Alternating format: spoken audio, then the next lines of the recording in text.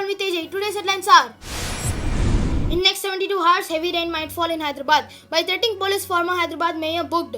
Compound wall collapses on a person dead. India to London flights to be resumed by RGIA. Golconda to Charminar Tunnel, old news resurfaces. Need more COVID care centers, Telangana government. CM YS Jagan said don't politicize water sharing. People who came out of poverty are like KCR, said Sharmila. Rallies made a new problem. Revant Reddy booked. Techie in Pune cheated 2.5 lakh, offering job in Russia. 2 for 2 killed at the border. Restrictions at Musiri's Kempty Falls after video goes viral. Air Force to get new Akash missiles from BDL. Woman got killed by bear in Montana. Hyderabad and other districts of Telangana are expected to witness heavy rainfall in the next 72 hours. Climate reports the city saw heavy rainfall accompanied by winds last night, which continued till today morning. The rainfall caused waterlogging, led to the uprooting of the trees and damaged electric poles, which affected the power supply in Hyderabad. A case was registered against former mayor of Greater Hyderabad Municipal Corporation GHMC Majid Hussain for allegedly threatening police officers and obstructing them from discharging their duties on Wednesday. A video of the incident shows the AIMI member arguing with people over a land issue, after which police officers intervened. A case was registered under IPC section 353.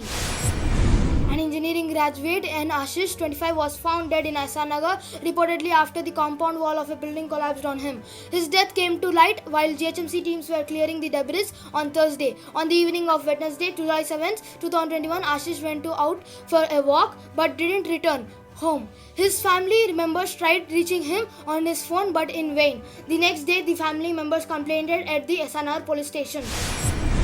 Flight services from Shamshabad's Rajiv Gandhi International Airport (RGIA) to other international destinations began to pick up as the impact of the second COVID-19 wave of the virus began to fade.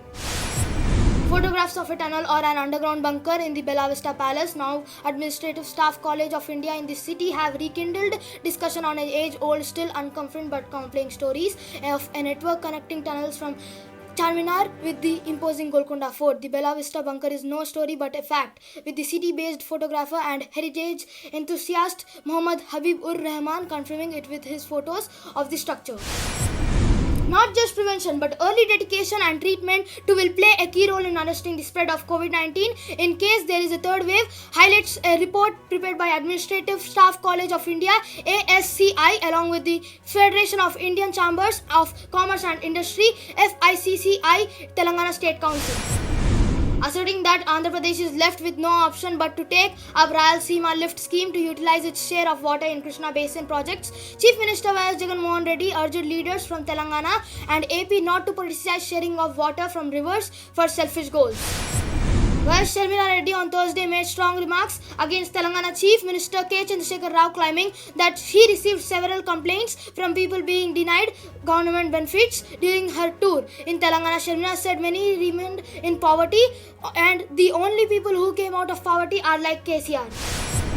On the day when the newly appointed Telangana Pradesh Congress Committee Chief Revant Reddy took charge, he along with other Congress leaders were arrested by Hyderabad police for participating in a rally. Reports said that Congress leader went ahead with the rally despite being denied permissions for the same. COVID-19 safety protocols were not followed at the rally, police said.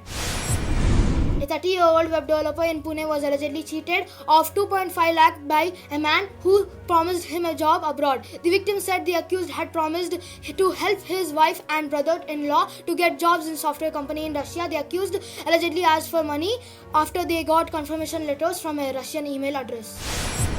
2 terrorists from Pakistan were killed and 2 soldiers of India and we were martyred after a gunfight in the Sundarbani area of Rajouri district of Jammu. Defense PRO said on Thursday 2 AK-47 rifles and heavy ammunition were recovered from terrorists. The terrorists threw hand grenades which led to the encounter, the statement disclosed.